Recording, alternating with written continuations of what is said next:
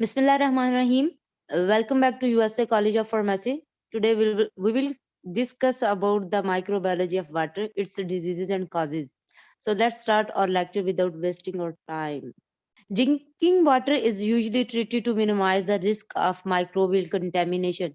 It means that कि जो पीने वाला पानी होता है वो आमतौर पे क्या होता है treated to minimize the risk of microbial contamination. हमने हर हाल में क्या करना होता है हमारी कोशिश होती है कि हम उसमें से कोई भी ऐसा रिस्क ना बचे जिससे हमें कोई भी डिजीज हो सके पीने वाले पानी से। तो हम उसके वो जो रिस्क होते हैं ना माइक्रोबियल कंटेमिनेशन के मीन कि उसमें कोई माइक्रो ऑर्गेनिज्म तो नहीं है, उस रिस्क को हम ज़्यादा से ज़्यादा मिनिमाइज़ करते हैं, कम करते हैं। The importance of drinking water treatment has been known for centuries कहते हैं ये जो ट्रीटमेंट होते हैं पानी को साफ करने के, ये बहुत सदियों से चलते आ रहे हैं। फॉर एग्ज़ाम्पल मिसाल के तौर पे इन प्री क्रिश्चियन टाइम जब प्री क्रिश्चियन टाइम था the storage of drinking water in jugs made of metal was practised. इसमें क्या कहते हैं कि जो प्री क्रिश्चियन टाइम था उसमें क्या करते थे कि पीने वाले पानी को वो स्टोर करते थे, महफूज़ करते थे मेटल के बने हुए जग में। Now the antibacterial effect of some metal is known.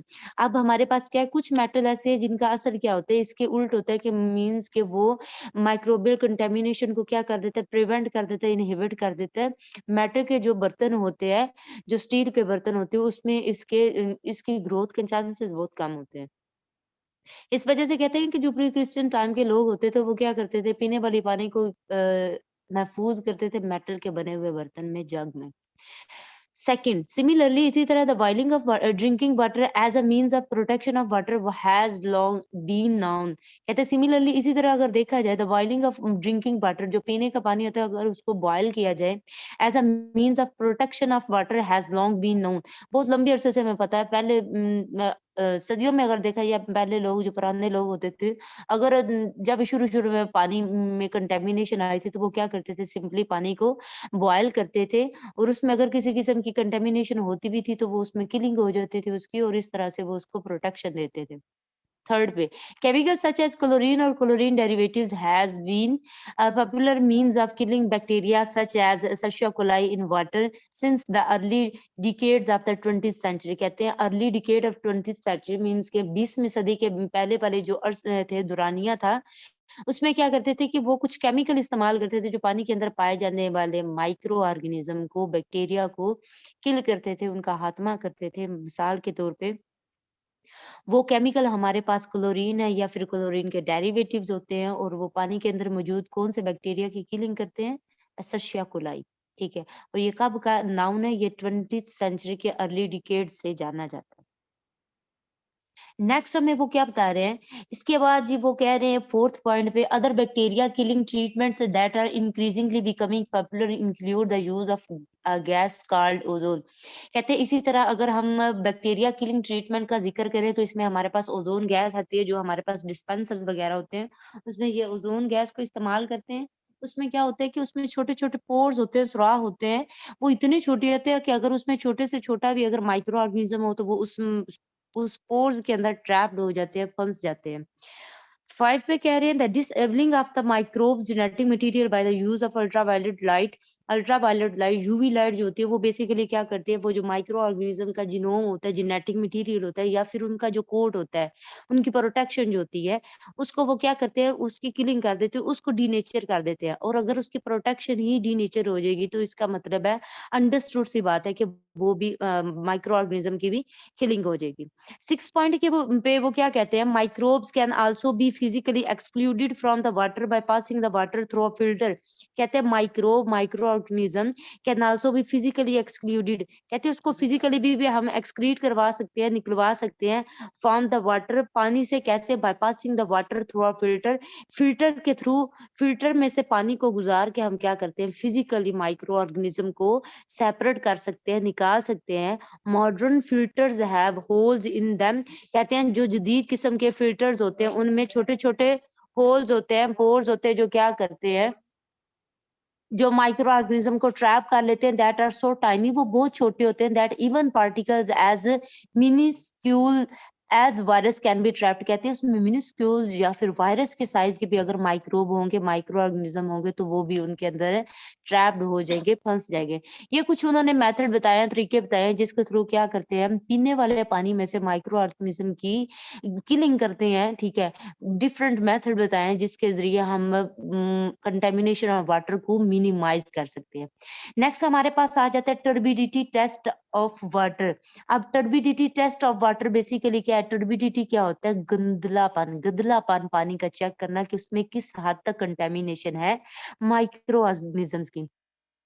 Turbidity test अगर देखें तो कहते हैं an important aspect of water microbiology. अगर इसका इम्पोर्टेंट एस्पेक्ट देखें वाटर माइक्रोबायोलॉजी का, particularly for drinking water, specially किसके लिए?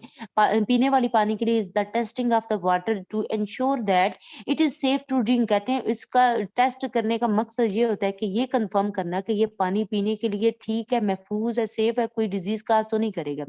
Water quality testing can be done in several ways. कहते हैं वाटर की क्वालिटी को चेक करने का ये कई तरीके होते हैं जिसके जरिए हम वाटर की क्वालिटी को चेक कर सकते हैं, ठीक है। One popular test measures the turbidity of the water. कहते हैं इसमें से एक मशहूर तरीन या ज्यादा इस्तेमाल होने वाला जो तरीका है वो हमारे पास टर्बिडिटी टेस्ट है, जिसमें हम पानी के अंदर मौजूद कंटेमिनेशन, माइक्रो ऑर्गेनिज्म की कंटेमिनेशन को चेक करते हैं, उसके गदलापन जो है, टर्बिडिटी जो है वो चेक करते हैं।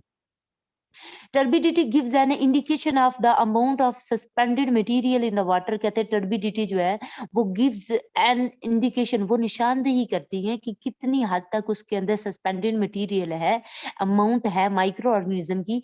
Typically if material such as soil is present, कहते हैं टिपिकली अगर देखा जाए अगर तो वो कंटेमिनेशन, वो सस्पेंडेड मटेरियल सॉइल है, तो फिर क्या होता है in the water then micro organisms also भी प्रेजेंट। अगर तो उसके अंदर सॉइल है, मिट्टी है, तो इसका मतलब है अंडरस्टूड सी बात है उसके अंदर माइक्रो ऑर्गेनिजम्स भी होंगे। The presence of particles is even as small as bacteria and viruses can decrease the clarity of the water.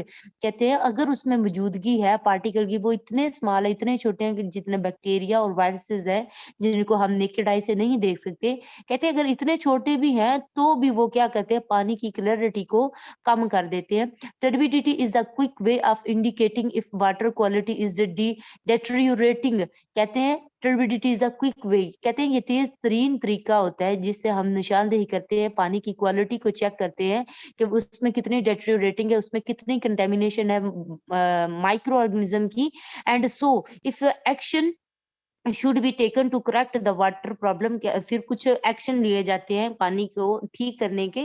In many countries, बहुत सारी कंट्रीज में, बहुत सारे ममालिक्स में देखा जा रहा है कि क्या करते हैं water microbiology is also the subject of legislation. कहते हैं ये कानून का एक सब्जेक्ट होता है जिसको कानून के मुताबिक पढ़ाया जाता है, रेगुलेशन उसके रूल्स बनाए जाते हैं, कुछ कवानीन बनाए जाते हैं, specify how open water sources are sampled.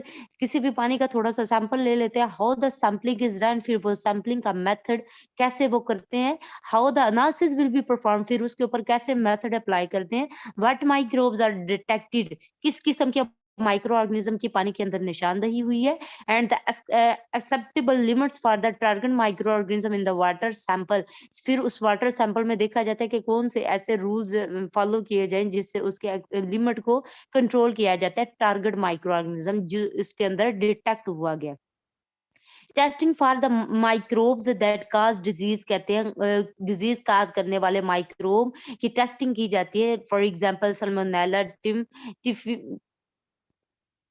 टिफिम्यूरियम and Vibrio cholerae can be expensive. And कहते हैं ये जो डिजीज काजिंग एजेंट होते हैं, डिजीज काजिंग माइक्रोब होते हैं, माइक्रो ऑर्गेनिज्म होते हैं, मिसाल के तौर पे विब्रियो क्लेरा बताया है, सल्मोनेला टिफिम्यूरियम बताया उन्होंने। कहते हैं कि ये जो डिजीज काजिंग एजेंट है इनको चेक करना हो तो ये बहुत ज्यादा एक्सपेंसिव होते हैं। If the bacteria are present in low number, अगर तो जो डिजीज काजिंग एजेंट है या बैक्टीरिया वो कम तादाद में है, दे में एस्केप डिटेक्शन, तो वो हो सकता है डिटेक्शन के दौरान एस्केप कर जाए, निकल जाए, आगे-पीछे हो जाए, डिटेक्शन उसकी ना हो, आइडेंटिफिकेशन ही ना हो उसकी। इंस्टेड इसके अलावा इसके लिहाज से फिर वो क्या करते हैं, इसको छोड़ के दूसरी साइड पे करते हैं। On other more numerous bacteria provide an indication, इसके अलावा दूसरे जो बैक्टीरिया होते हैं जो न्यूमरस कसीर मकदार में होते हैं, उसकी निशानदेही हो जाती है। अब फिसल पोल्यूशन ऑफ द वाटर, पानी में जो फिसल वगैरह होती है, जो एक्सक्रीशन वगैरह होती है, उसकी अमाउंट ज़्यादा होती है। Escherichia coli have been used as an indicator of faecal pollution for decades, कुछ दौरानिया के लिए असर्शिया कोलाई को इस्तेमाल किया गया। अगर तो असर्शिया कोलाई की इंडिकेशन हो जाती है, निशानदेही हो जाती है, तो उसका मतलब क्या है? पानी के अंदर फीसल पोल्यूशन ज़्यादा है, एक्सक्रीशन पोल्यूशन है ज़्यादा है, जानवरों की एक्सक्रीशन वगैरह जो होती है, उसकी पोल्यूशन है ज़्यादा उसमें। नेक्स्ट कहते हैं the bacterium is present in the intestinal tract in huge number, हमारे इंटेस्टाइनल ट्रैक में असर्शिया कोलाई इन ह्यूज अमाउंट में पाया जाता है, बड़ी तादाद में पाया जाता है, and is more numerous than the disease causing bacteria and viruses, और वो डिजीज काजिंग बैक्टीरिया और वायरसेस की निस्बत ज्यादा होते हैं। The chances of detecting Escherichia coli are better than detecting the actual disease causing microorganism, कहते हैं तो इसके लिए बेहतर ये है कि हम असर्शिया कोलाई को डिटेक्ट करें, उसकी निशानदेही करें, बजाय इसके कि एक्चुअल डिजीज काजिंग एजेंट या डिजीज काजिंग माइक्रो ऑर्गेनिज्म कौन सा है। अगर हम actual disease causing micro organism का पता लगाएंगे तो वो बहुत ज्यादा एक्सपेंसिव होगा, तो इसके जगह क्या करते हैं, वो असर्शिया कोलाई की डिटेक्शन करना शुरू कर देते हैं। Escherichia coli also had the advantage of not being capable of growing and reproducing in the water, कहते हैं इसके पास एक फ़ायदा इसको डिटेक्ट करने का एक फ़ायदा ये होता है कि इसके पास इतनी एबिलिटी नहीं होती, इतनी सलाहियत नहीं होती कि वो पानी के अंदर ग्रो कर सके या रिप्रोड्यूस कर सके, except in the warm and food laden waters of tropical countries. कुछ ट्रॉपिकल कंट्रीज़ ऐसी होती हैं जहाँ वाटर में जो खुराक है वो कसीर मकदार में पाए जाते हैं या वो वार्म होती है, उस एरिया में ये ग्रो कर सकती है, रिप्रोड्यूस कर सकती है, उसके अलावा ये वाटर बॉडी में प्रोड्यूस या ग्रो नहीं कर सकती। दस the presence of the bacterium in water, इस तरह क्या होता है, अगर तो बैक्टीरिया की मौजूदगी ज़ाहिर हो जाती है पानी के अंदर, is indicative of recent फेसल pollution, अगर असर्शिया कोलाई की प्रेजेंस मौजूदगी शो हो जाती है, तो इसका मतलब क्या है कि पानी के अंदर फेसल पॉल्यूशन ज़्यादा है, उसमें एक्सक्रीशन पॉल्यूशन ज़्यादा है। फाइनली बिलाहर क्या होता है, Escherichia coli can be detected easily and expensively, इस तरह क्या होता है कि सर्शिया कोलाई की डिटेक्शन, सर्शिया कोलाई की निशानदेही आसान भी होती है और ज्यादा महंगी भी नहीं होती।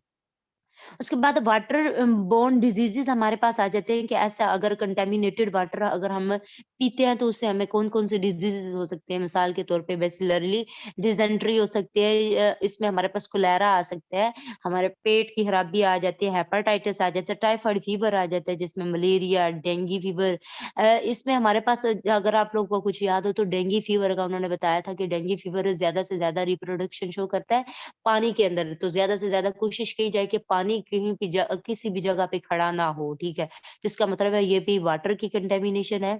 उसके बाद कहते हैं कि टाइफाइड फीवर आ जाए, सिम्पटम उसकी डायरिया आ जाती है, हेडेक आ जाती है, मेलेरिया आ जाती है, नोज़िया, वोमिटिंग आ जाती है। ये सारी की सारी उन्होंने न सिम्पटम्स बताई हुई हैं, अलामात बताई हुई हैं टाइफाइड फीवर की, और टाइफाइड भी क्यों होता है? गंदा पानी पीने से होता है। उसके बाद द प्रॉब्लम वाटर, जो पानी की प्रॉब्लम है, ये हमारे पास 1.1 billion people lack access to safe water, कहते हैं 1.1 बिलियन पीपल, इतने लोग हैं जिनकी रसाई साफ और महफूज पानी तक नहीं है, and 44 4500 children die each day, कहते हैं इस कंटेमिनेटेड वाटर को पीने की वजह से 4500 बच्चा हर डे मौत का शिकार होता है।